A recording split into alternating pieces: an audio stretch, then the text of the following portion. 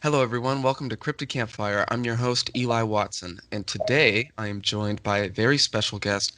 His name is Ben Walgate of the 401 Files on YouTube. How you doing, Ben?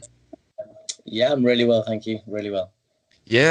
So Ben, you're based in the UK, and you are a UFO researcher. Yeah, I would consider myself UFO extraterrestrial research. Yeah.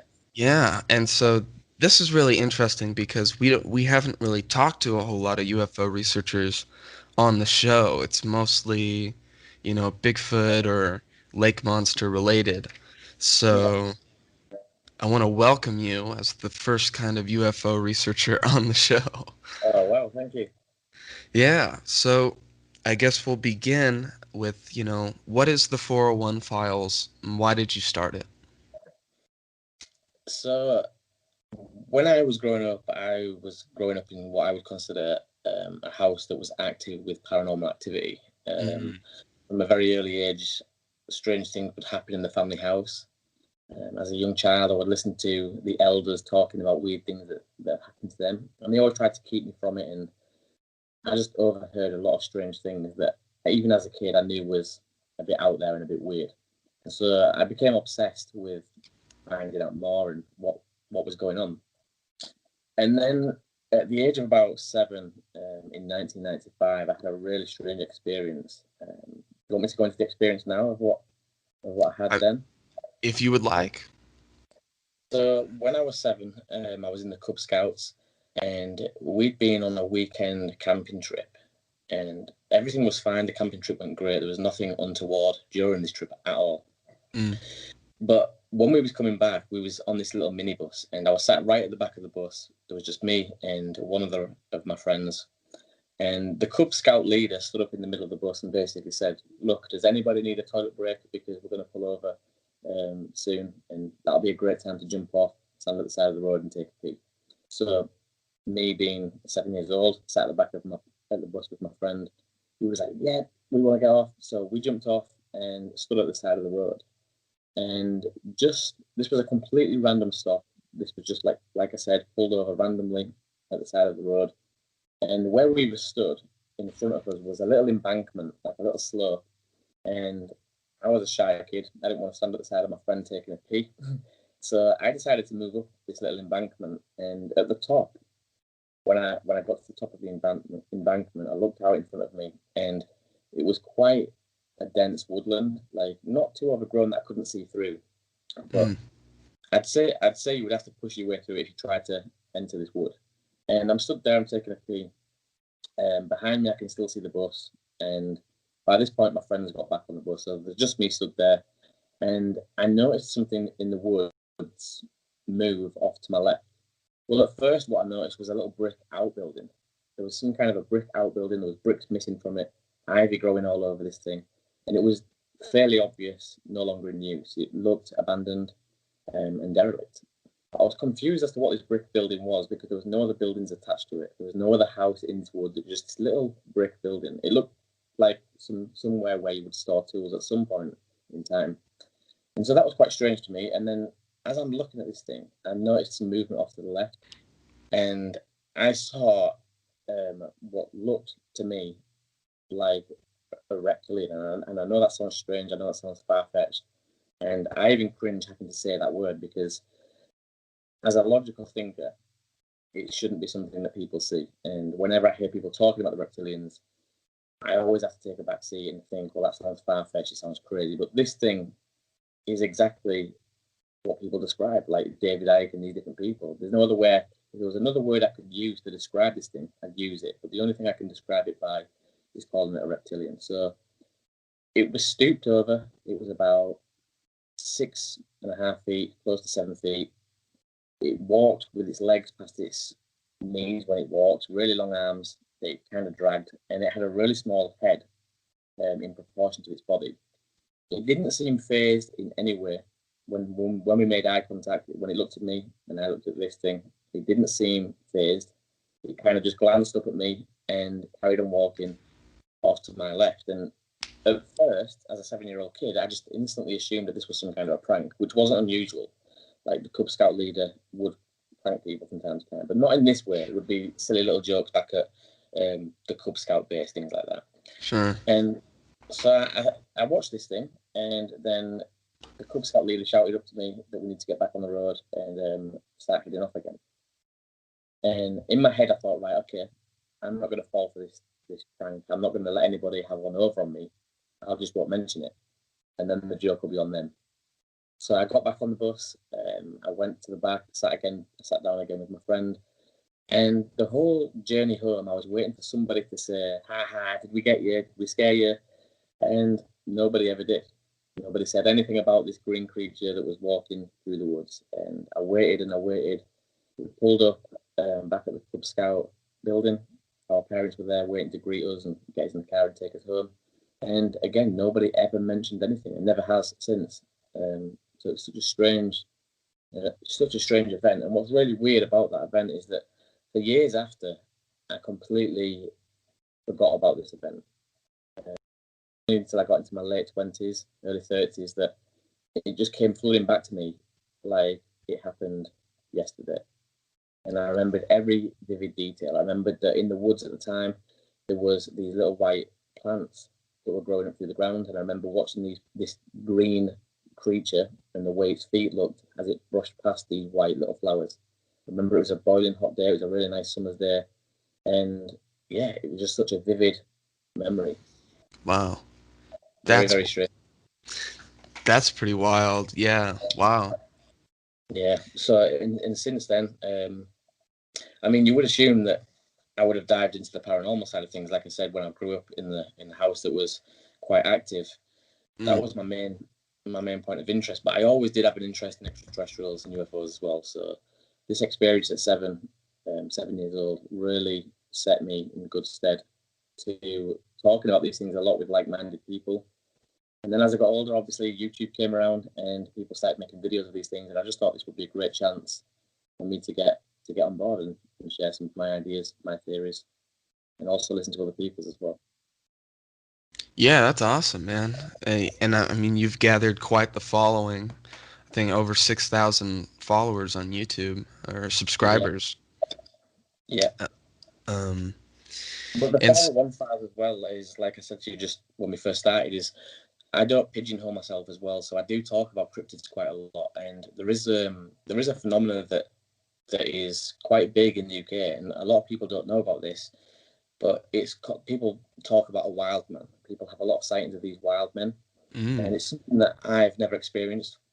It's something that I have no history with, and again, this was only relatively new to me, maybe 3 or 4 years back, when I first started hearing about hikers, dog walkers, and just people out in general in the outdoors, people camping, that had these experiences with this strange wild man.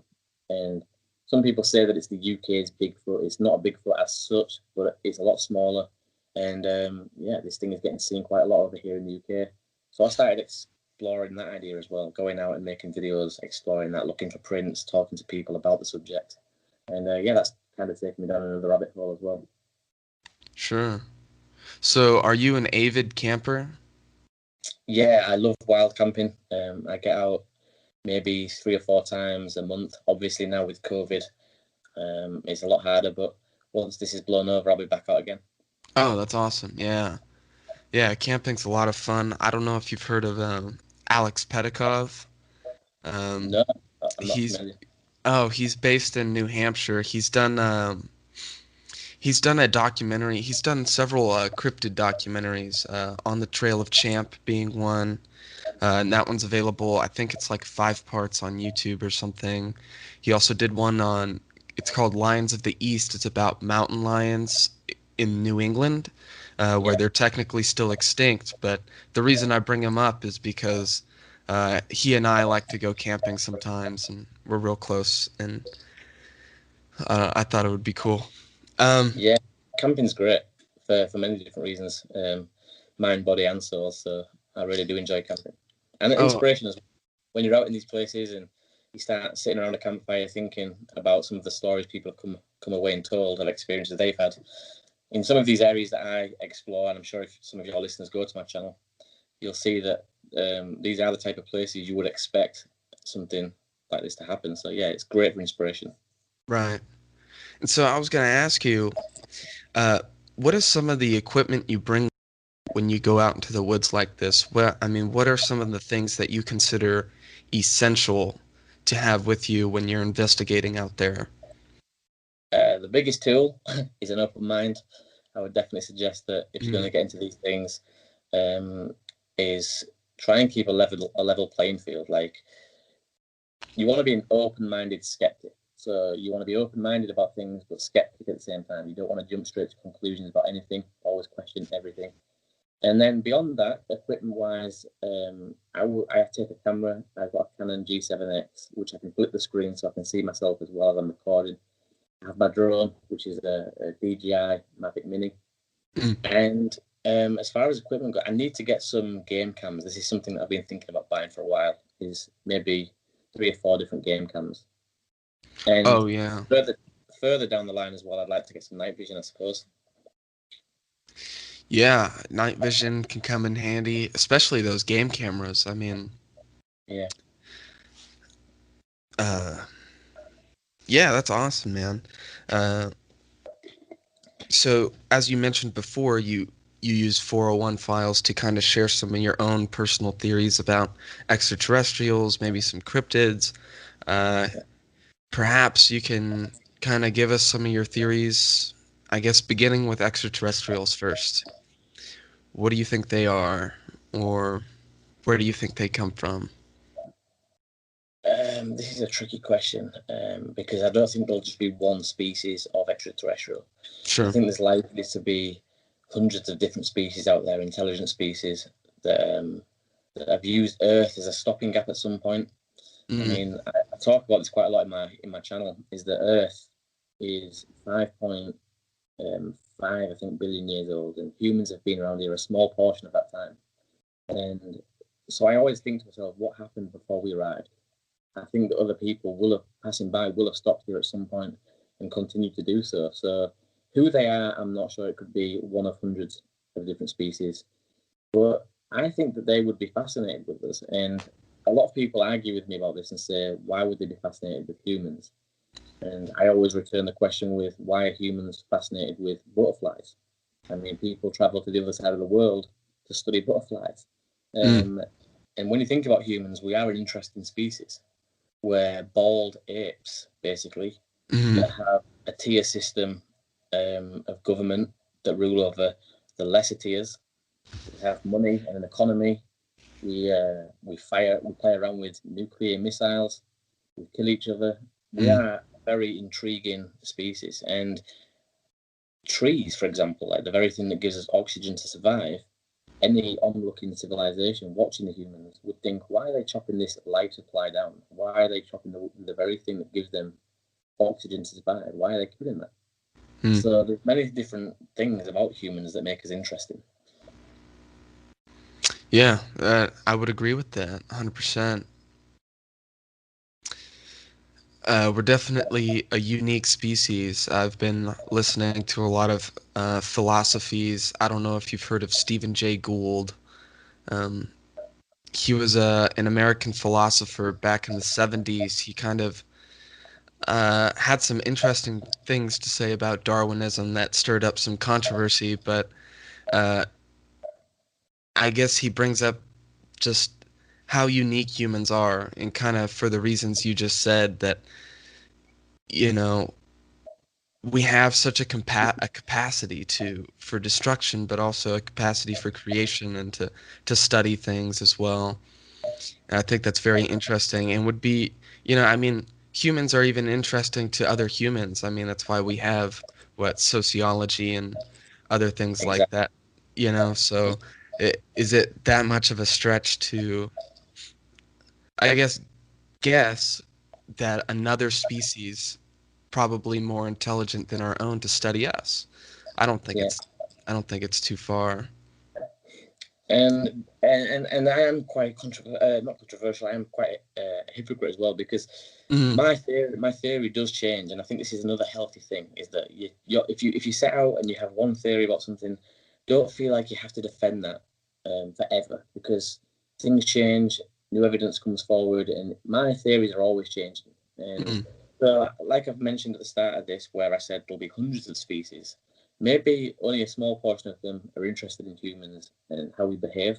And maybe there's another portion of extraterrestrials that are interested in our genetical side, like trying to create half humans, half extraterrestrials by stealing DNA and eggs from women, because this is something we hear a lot about in abduction cases as well. So I think it'll be everything. I think across the whole board of reasons why extraterrestrials will be interested in humans will be taking place. I think it won't be just one set reason. Oh yeah, absolutely. Yeah, that's a big thing, the alien-human hybrid theory. That's lots of people have said that they've reported seeing some of these, being abducted years later after they've had, what I guess, what would you call it? Procreation material taken from them. Yeah. And being artificial insemination, basically, is what right. it is. Yeah. And being shown, the offspring. Yeah, that's a freaky. I hear about that, and it fascinates me no end, because I can imagine something like that happening. I don't know. I don't like that. It's scary. I don't like the idea. It makes me cringe at the thought of it. But when people tell these stories, and there's plenty of these people telling the same story, as well, that's a great little. It gives us an insight, doesn't it? What these extraterrestrials are about, because they are. If that is what's happening, and they are bringing people back years later to meet the offspring, then there's some level of compassion there. These aren't just robotic beings, because why would they want to show you offspring? I mean, that seems to me like a compassion. It seems like somebody who's got a bit of compassion. Right. Not the stereotypical little grey alien robot type beings that we would assume. So yeah, that's quite a nice little insight into their behavior as well. Sure. Yeah. So you were discussing this wild man a little bit earlier. Yeah. I've heard of this wild man of Britain before, and heard it described as, the Bigfoot of Britain or the UK. And it's interesting that you said that it's not Bigfoot per se. And what exactly do you mean by that? So when I talk about the wild man of the UK, or the European Bigfoot, as it's otherwise known, people instantly assume that it's this 10-foot tall creature covered in hair, like you would find in the Pacific Northwest. And it's not. It's a much smaller version, a very hairy being nonetheless, but it looks more Neanderthal, more ancient, and very much like early man. But again, it's just as elusive. People do swear by seeing this thing, and prints have been found, and many people have cited this thing. So it is something that I'm interested in, because credible people are seeing this thing. If it was just your everyday crackpot coming forward with some strange claim while out on a hike, probably wouldn't entertain this. But many credible people are talking about this. Right, and you've talked to several witnesses, huh? That's right, yeah. Oh, wow. People, like farmers, for example, that have strange cattle mutilations, and they report finding tracks on their land, and they report seeing things in the nearby woods. Things of this nature relate heavily to what people describe as the wild man of the UK. Sure. And it's interesting you bring up cattle mutilations, because that's another thing that kind of crosses over into the extraterrestrial area. And I know you have a video about the Bigfoot extraterrestrial connection. Perhaps you can fill me in a little bit about that? Yeah, certainly. So this is a really controversial topic. I understand that. And this ruffles everybody's feathers, because not everybody wants to believe that there might be a connection between the two. But if this was a crime, if this was some kind of murder case, and we had to go solely off the evidence, all the evidence suggests and points at something being supernatural. Not supernatural, more extraterrestrial. When we look at the Bigfoot sightings, a lot of these Bigfoot sightings have these strange lights reported with them. Either before or shortly after seeing a Bigfoot, many people report seeing strange lights. Then there's the foul smells. again, this crosses over into the UFO phenomenon and the abduction phenomenon. Just before people pass out or black out, they report experiencing some kind of foul odor. Then it would explain why some of these prints just mysteriously disappear. People can be following a trail, and then there is no more footprints. It's like it's almost vanished into thin air. The, the very fact that it's as elusive as it is, I mean, you look at all the animals we've discovered on Earth. We've discovered thousands and thousands of tiny little insects and many, many different mammals. Yet this 10-foot tall creature has remained elusive for hundreds and hundreds of years. And like I said, if it was a murder case and we had to go solely off the evidence to suggest that this is related to some kind of extraterrestrial, in my book, far outweighs the evidence to support a flesh and blood creature. Because with the flesh and blood creature, if we got on that route, basically all we've got to go off is the fact that this thing is leaving prints and it looks somewhat human-like. That's it. That's literally all we've got. But if we throw the UFO side of things in there, we've got the lights, the smells, all these different things that can cross over into the UFO phenomena as well. And I get that. I get that people want this to be a flesh and blood creature. I do more than anything. But like I said, if we just keep an open mind and we don't get pigeonholed, the evidence doesn't suggest that. Not saying that it is extraterrestrial. It might turn out that it is a flesh and blood creature, and I hope that it is. It would make it easier. But as of to date, nobody's found one. So Sure. I'll just throw this out there. There have been a couple reports, at least in continental North America, of Sasquatch or Bigfoot being seen up in trees. And so one theory for the tracks just disappearing is that they just jump up into the tree and travel that way. So I don't know. It could be a possibility. That would be flawed. That definitely could be a possibility. If that is what this creature's doing, if there's a 10-foot tall creature leaping off the ground into trees, that would explain why the prints have gone. But again, people talk about mind chatter, telekinesis, some kind of communication without speak. And again, when we look at the extraterrestrial phenomena, how many times do we hear that? How many times do we hear people saying that communication was had, but not through speaking, more telekinesis and telepathy? So just yet another thing that goes in favor of the UFO, the extraterrestrial theory. Yeah, it's definitely interesting to say the least. And the thing is, like, the evidence is overwhelming that a Bigfoot, I think we can all agree, is a massive creature. Not always, but a mass majority of the time, these things are 7 foot upwards. Sure. And to think that it could be coming in some kind of a craft and it's pressing dials and all types of buttons and flicking switches, I don't believe that that's what we're looking at. If anything, maybe this creature has found a portal or is a way to our planet, or it's been brought here by something else to do the hard labor. I don't know. I don't know the answers. I don't think any of us do. But maybe that's just another theory. I mean, why would you risk being seen when you can get something else to land on another planet and do the hard labor for you? Because we always see Bigfoots, or the majority of time, in forested areas. I know we do see them in boulder fields, but again, we see UFOs a lot of the time in forested areas. Yeah, that's very true.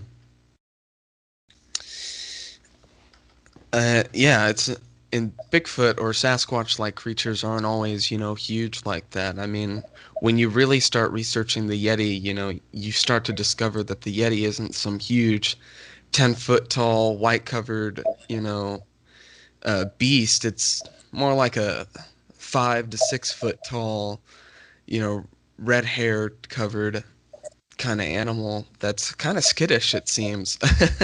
So yeah. But you have another video, and this one really caught my attention, about Britain's Roswell. Can you share a little bit about what that is? Yeah, so in 1980, a famous case happened here in the UK, a forest called Rendlesham Forest. You may be familiar with Rendlesham Forest, famous UFO incident. And basically what happened is Woodbridge Base, which is based in the middle of this forest, was owned by the US, and in 1980, strange lights were reported from the front gate. Two guys stood at the front gate, thought that they saw an aircraft come down into the nearby forest. So they radioed back to the control tower and said, "We believe there's a plane that's come down. Can we move away from the gate, leave our post, and go investigate?" And they were given the go-ahead. They were given the all-clear to do that. And when they started to get approached where they thought this craft had come down, all the radios started playing up. They started crackling. There was no communication back to base. And these two guys observed a craft that had landed in the forest. And one of the guys, Jim Peniston, he basically started to make notes in his notepad. He did a little sketch. And they basically left the area because this thing shot up into the sky, moved out into the nearby field, started firing laser beams down in the field. And this thing came back 2 nights in a row. The second night, the base commander, Colonel Holt, he was adamant that he was going to disprove this thing. He was going to show everybody that this wasn't a UFO. What the guys had seen was probably something explainable. So he put his own team of men together. And on the second night when this thing appeared, the base commander, Colonel Holt, took his team of men and they went out there and he documented everything. There's even audio recordings, of what he was seeing in live time. And just a fascinating case. This thing went back across the base, started firing lasers down into the hangars. It was picked up on radar. Lots of really strange things. And in the area where the guys claimed to have seen this craft, just hovering a few feet off the ground, trees won't even grow in that area anymore. And weird. Locals of that area, when they were interviewed after, said that big trucks came the very next day and took all those trees out of the area as well. So there's a lot of strange things went on in that case. Strange. Do you know, has anyone gone there to test for possible radiation?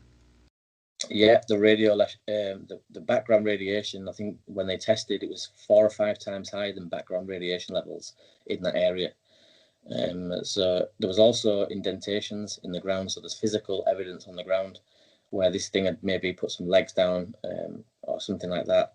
Whoa. But when one of the guys walked around this craft, he actually went up to it and he touched it with his hand. Years later, he came out, and I think he's wrote a book about this now. And he said that lots of strange images were flashed into his head, and this code was given to him, and a very, very strange case. Huh. Lots of twists and lots of turns. But in my video that I did on my channel, me and my friend Junior, a guy that often turns up in my videos, we went there and to document this. And if you watch the video, it is a great watch. It's about an hour long, and it all went a bit pear-shaped. It all went south because while we was there, we got a bit giddy and we decided that just talking about this phenomenon wasn't good enough. So we snuck onto the base, on the Woodbridge base where all this happened in 1980. Whoa. And little did we know that it is still occupied. And if you watch to the end, you'll see that we basically came into a bit of trouble. Wow. That's crazy. Yeah. Yeah, I have yet to watch that video. Man, that's nuts. Yeah, please do watch it. Like I said, it is an hour long, but it's a really good watch. And it's one of the better videos that I've done on the channel. And a lot of people do love watching it. The only thing that I was absolutely devastated about is that I used some footage to make that video that I took from the History Channel. It was only a small clip. It was a few seconds long. And I didn't get monetized because of it. So here I am with one of my best videos that was getting all these views, and every bit of money that I made from that video went to the History Channel. So, yeah. Wow. Wow, that's a bummer, man. Have you thought about re-uploading without the little clip? I did. YouTube gave me an option, so they were kind enough. They gave me an option, and they said that I can take the pieces of footage out that I've used, and all will do well, or I can leave it as it is. And the way I edited that video, if I was to remove anything, the story wouldn't tell right. So I just thought, screw it, for the subscribers' sake, for the viewers' sake, I'm going to leave that in because it doesn't make much sense without it. So I left it in and just took my losses. so you guys could have a good experience. Right on. Wild. That's nuts, man. Uh, YouTube, man. uh, Yeah. so your favorite episodes? I know you just said Britain's Roswell is one of your favorite episodes that you've done. What are some of your others? If you could give us like five, that I can recommend to my listeners.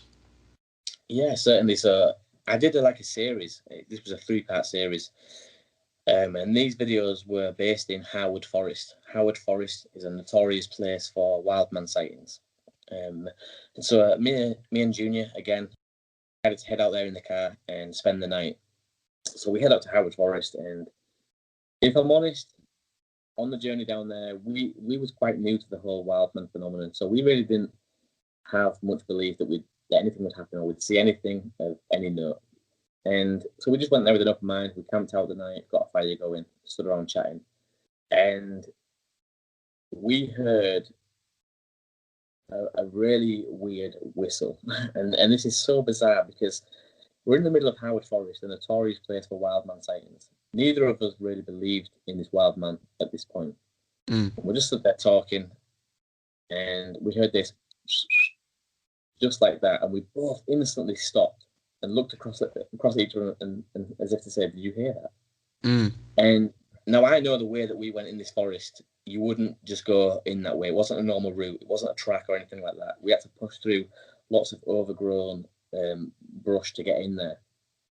And so everything starts running through your mind. I started thinking, is that a dog? Has somebody come for a dog walk and their dog has gone off track? They're trying to whistle it back. But then there was no torches. There was no other sounds like people talking or anything like that. And if it was a dog, you would have heard lots of branches being broken and the dog running through the forest at night. It was just this really strange whistle. And it took a minute for me to twig. But I said to Junior, "Oh my God." He was like, "What?" I said, "That is what people say Bigfoot does. Like Bigfoot or a wild man, they say these whistles." And he was like, "Shut up." And I was like, "No, seriously, they do. They talk about these whistles, these strange whistles." And so, yeah, that was freaky.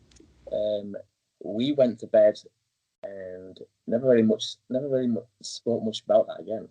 And then the next morning, when we woke up, there was sticks and logs that had been dragged near our tent and placed up against a tree that wasn't there the day before. So instantly when I opened my tent and I've seen these logs and these twigs, I assumed it was Junior because of what had happened the night before. I thought, right, he knows I was spooked. He's having a laugh. This is some kind of a prank. But Junior seems pretty adamant that it wasn't him. And I know it wasn't me. So again, a little bit of a mystery there as to how these twigs or branches were placed up against this tree, but a very strange place. And there is other people out there that go to Howard documenting this strange phenomena of the wild man. That's so strange. So strange. So strange. And because I tried to get it out of Junior, and I've known him since we was very, very small kids, I can usually tell when he's lying. And he seemed pretty genuine. Yeah. He seemed more confused by it than I was. So. Yeah, I mean, I haven't heard any sort of vocalizations. I've been out, looking for Bigfoot a couple of times, but I've heard, things in the woods, footsteps very clearly, walking around our camp before. Yeah, I've heard similar things as well. Strange footsteps. It's weird. And I was in New Hampshire at the time, so for me, it's not like I'm not necessarily saying it was Bigfoot because there are moose in the area, which could also leave very audible footsteps, but I just think it's very interesting. The only thing I'd say with that, though, is that a four-legged animal gives a distinctive kind of trot. When you hear a horse walk or a cow walk, with those four legs, it's quite distinctive. It's quite distinctive. Exactly. Very different to hearing somebody with 2 feet walking. And they say that they're curious creatures. So, a lot of the time my tactic is, just start a campfire and do what humans do, and Yeah, hopefully they'll come to us, you know? yeah, that seems like a great way of doing it, and would make sense as to why we probably heard the whistle if that was the case, because we was just stood there, like I said, talking around the fire, and at this point we wasn't even really talking about anything creepy. Yeah. It just came out of nowhere. But we both definitely heard it. And there was, before that actually, now I remember, there was a whirling sound. This is very strange. As I bent down into the tent, I was getting something out my bag, and I heard, the only way I can explain this sound is if you grabbed a cable and you windmilled the cable, the sound it makes when it cuts through the wind, that it sounded like that. And again, I poked my head straight back out the tent and said, Junior, did you hear that? And he heard it as well, but what that could have been in the middle of the forest, I have no idea. Oh, Um, nuts. there's a lot of electrical interferences as well with Howard Forest. I lost my first drone there, believe it or not. Mm. Radios play up, phone signal is bad. There's just lots of strange things that do come out of Howard Forest. You just lost your drone? Yeah, Just like I flew it up, and I basically set the coordinates. I set the home. mm. This thing off track, it could find its way home. Set it off into the sky. It took off over the conifers, and these conifers are really, really big. So we were directly underneath them. Once it in the conifer, it just took off out of sight within a few minutes. And I don't know how far that thing travelled before it came down, but we walked and walked, couldn't find it. And Wow. yeah, never retrieved it. Wow, that's a bummer. Yeah, Yeah, that hits pretty close to home. I just recently flew my drone into a tree, so uh, easily I, done. yeah, I was fortunate enough to get it back, but I mean it's pretty destroyed. So I've had a few close misses with trees. It is easily done. yeah, I was yeah, I don't know. I wasn't even really see, I wasn't really piloting it. I was setting it to land, you know, and Yeah, a couple of times, you know, it's been really close to a tree and it will move itself over. So yeah. like, I think I've experienced this. I think it drops out. That's mm, my only explanation for it, because I know exactly what you're saying. When I go, because sometimes I try to grab some B-roll of the drone just flying through this opening in the trees, and I know exactly what you mean. The drone does drift left and right closer to the trees, and you think, "What are you doing?" yeah, right, Yeah, right. And so it just kind of it decided to just let's try to fly through these branches, and it just did not work. But so you mentioned, you know, the reptilian sighting earlier, yeah. and do you, in some of your paranormal experiences when you were younger, do you have any personal experiences with UFOs uh, or anything really? No, I've never seen UFO. I've never seen UFO. I've never seen anything close to the reptilian creature, if that's what we're going to call it. I've never seen anything close to that since that day. Mm. And yeah, I've never seen a UFO. I'd love to see a UFO, but off from a distance. That is one thing I would really love to see. But as of yet, I've had no experience with UFO personally. Oh, right on.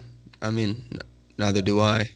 I would like to, but as you Yeah, said, at a distance, I'm not sure if I uh, want to be abducted by aliens or no. uh, it seems But pretty. it just makes me think. Like when I look back at this time in my life when I was 7 in '95, and I think back of this situation with this creature walking through the woods.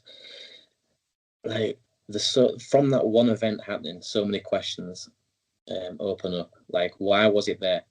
What was this thing? Why wasn't it bothered that I'd seen it? Like, Mm. it kind the feeling I got was that it knew I wouldn't say anything. Somehow, somewhere, I'm not sure, but this thing knew that I wasn't about to run off, start screaming. It was just so. It was like it does this every day. It was just such a weird thing. There was nothing normal about this experience. Wow, that's really strange. Wow. Especially because, you know, Sasquatch sightings, they just, as soon as they're seen, they just book it into the woods, you know? Yeah, this thing just so blasé walked through the woods, like I said. I heard something move. I looked up away from this brick building that was overgrown with ivy and derelict. I looked up to where I'd heard this noise, saw the creature or whatever it was. It saw me, and for a split second or two, we carried on looking at each other. It walked on, and then I got called back to the bus. But at no point did this thing try to run, make a noise, like growl at me or nothing. It was just so surreal. That's crazy. I mean, what was it doing there? Like, why would there be a green 6.5-foot creature with a very small head, long over proportional sized arms, walking through the woods? Because this was a very random stop. This wasn't like a toilet stop with a designated toilet block. This was just pulled over at the side of the road, and I think that caught this thing off guard. I think that whatever it was just a chance encounter. Right place, right time. Wow. That's insane. It is, and like I said, whenever I have to talk about this story, I always do cringe before I start speaking about it, because instantly, the minute I mention the word reptilian, I know that people are going to think I'm crazy, and I understand that. If I'd never had this experience and someone was telling me about this, I would think the same. I would think you're crazy.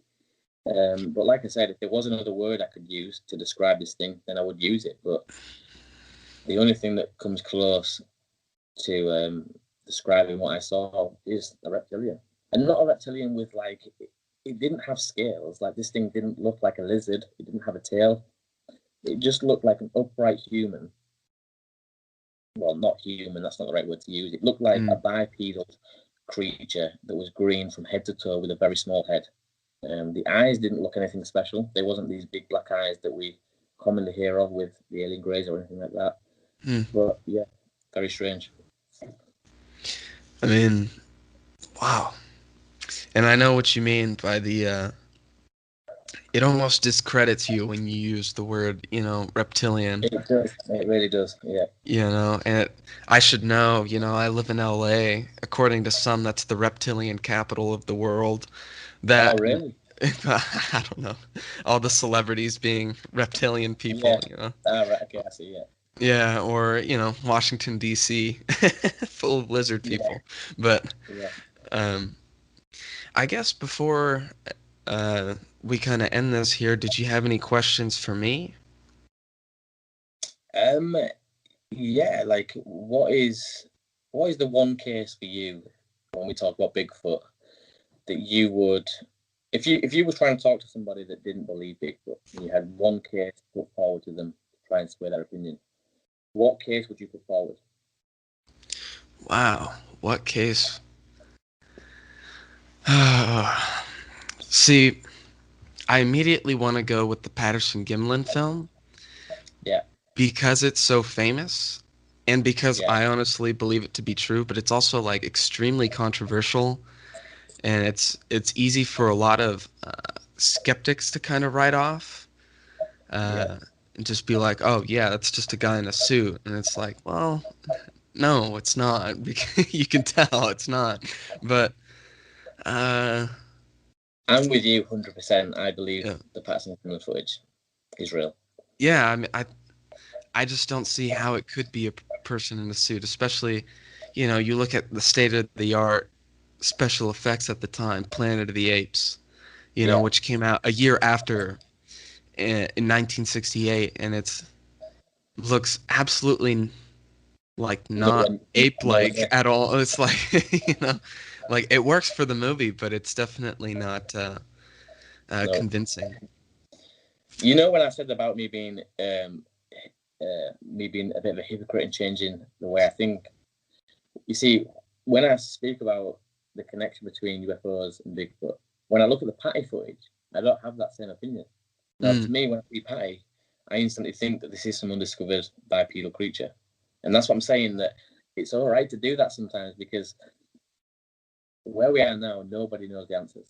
Sure. And so, like I said at the start, we've got to follow the evidence. And in some cases, I'm guessing that some of these probably will have extraterrestrial connections. But when I look at the Patty footage, for me, again, I change. And I think more in terms of it being a bipedal, undiscovered creature.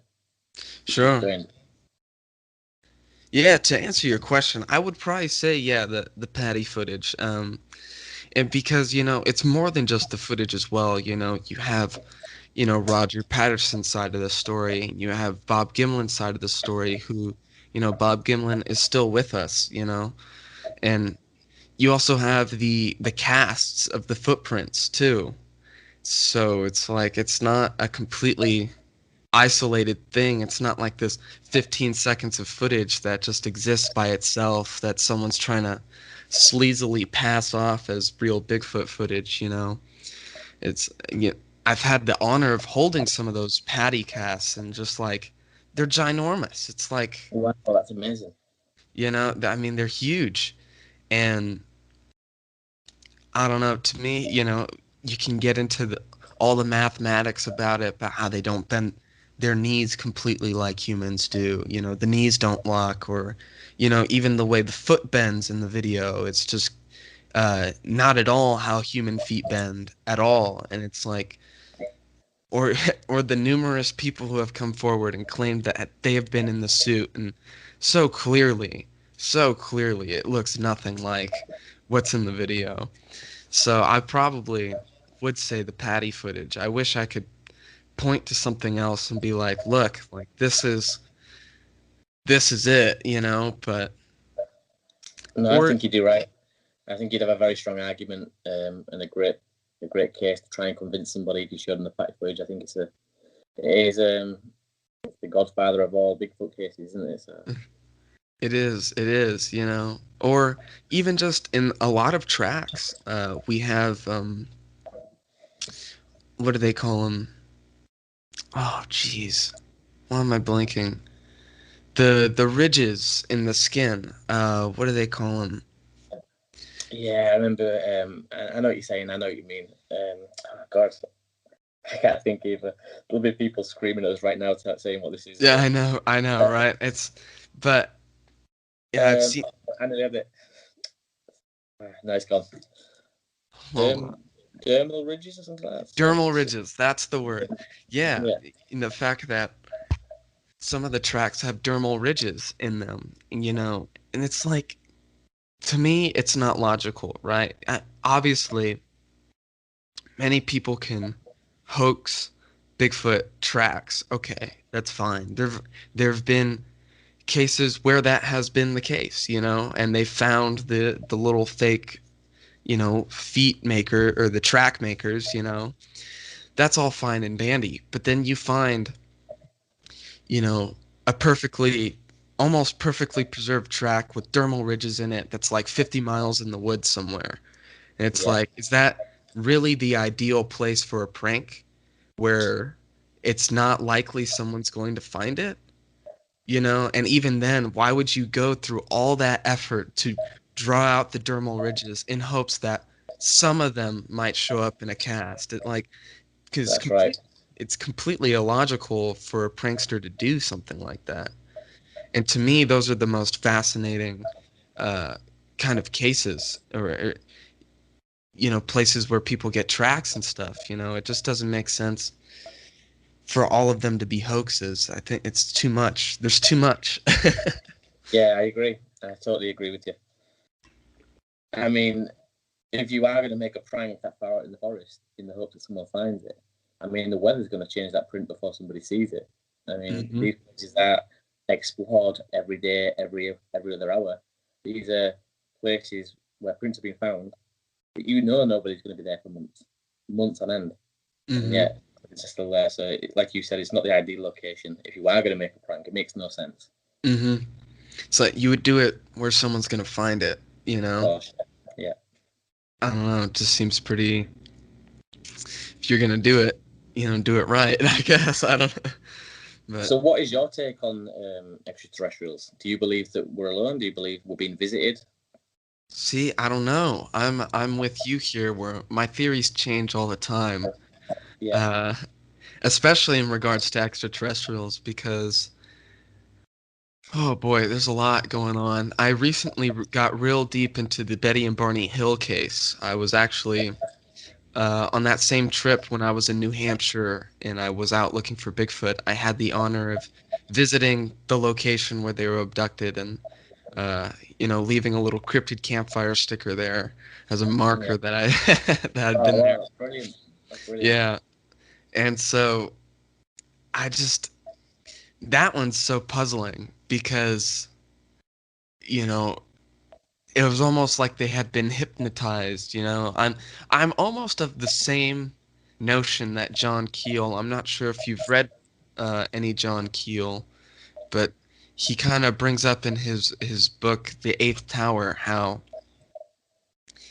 whatever these extraterrestrials are, or even some cryptids, or paranormal things, in his instance, he brought up Mothman, these aren't necessarily their true forms, so to speak. They're, as you mentioned, they're followed and preceded by bright lights. And a Yeah, lot of the times, bright lights are able to hypnotize people and induce them into a trance-like state. So it's more of a hallucination, in which case, whatever it is that's appearing before us is taking the shape of what we already kind of believe in, just yeah, yeah, right? yeah, And, that's interesting. Betty and Barney Hill were both familiar with UFOs prior to being abducted, and yeah, and then you have some people who just, if they're unable to, I guess, receive those messages, they just pass out. And that's happened in several, I think in yeah. That's a the great past, point. right, the Pascagoula case, it was those two fishermen, and one was awake for the whole thing, and his buddy just passed out. And I guess I'm kind of with that idea is like maybe, this attributes to all the sort of inconsistencies between, different, you have all sorts of species coming and visiting us, and it's like sometimes you even have members of the same species visiting, and what they say they're from different planets, or they do things differently, their ships look differently, and it's like, well, maybe that has to do with the fact that they're not actually grays, or they're not actually reptilians, they're something else.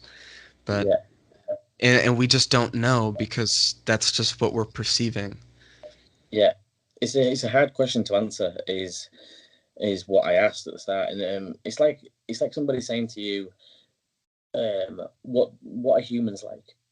Hmm. Now, that question is so vast because there's Mm, so many different types of humans and so many different attributes that make up humans and behavioral characteristics that you can't just say what humans are like because it's a broad area, it's a broad topic. It's like true. saying what do humans eat? I mean, you have vegans, you have vegetarians, you have all these different things. I mean, people eat many different things. You can't just put one title or a tag on that question. It's just a very broad topic. Sure. Oh yeah. I never even looked at it that way. That's very true as well. Uh, I guess I should have thought about that, because I guess one of my complaints with this is kind of a tangent, but one of my complaints with, Star Wars is Yeah, the fact every planet is just a single biome. It's like you have the desert planet. It's like this entire planet is just a desert, and it's like there's no yeah, sort of differentiation, It's like, could you imagine if Earth was just a desert? It's like be yeah. a big desert, you know. It'd be um, it'd be a strange place to say the least. Yeah. But again, like how would that dictate the way life evolves? Like if it's just one barren landscape, the life that we would find on there would be completely different to somewhere like as versatile as Earth. On Earth, you Sure. have many different species. I mean, so life is a great thing, and the way it takes hold and forms itself um, in relation to its surroundings is an amazing thing to see. You don't see fish with legs. You know what I mean? Like fish all have fins and tails, and Yeah. it's just an amazing thing. You also have flying fish, which are able to It's propel strange. themselves into the air. It's like crazy stuff. Yeah, life is fascinating. It is fascinating. Yeah. I think uh I think this gives us a good little close here. Yeah, I do too. It's been a brilliant chat. It's been great chatting with you. Yeah. So before we leave, would you mind telling us how to find you online, how to find the 401 files online? Yeah, certainly. If you go on YouTube, you type in 401 files. It's not the 401 files, it's just 401 files. You'll find me on YouTube there. And you'll also find me on Instagram and Facebook as well. Yeah, I mean, and please, everyone, check out, 401 Files because it's honestly a really good show. It's very entertaining, and I'm excited to see what you come up with in the future, man. Yeah, definitely. I'm trying to be a place as well where people with experiences can reach out. So if you have had an experience that you want to talk to me about, then you can also reach me at my email, which is 401files@gmail.com as well. Oh yes, please reach out to him. And with that, I guess I'll do my little sign off and just say that if you're intrigued by myself and you're new to the show, this is Cryptid Campfire. You can find us at Cryptid Campfire on Instagram, Facebook, Twitter, and YouTube. And, feel free to look us up on the internet. We have cryptidcampfire.com. Please give us a visit. You can get yourself a Cryptid Campfire t-shirt, which I'm wearing right now. Absolutely. I've been looking at that. It's a real nice t-shirt.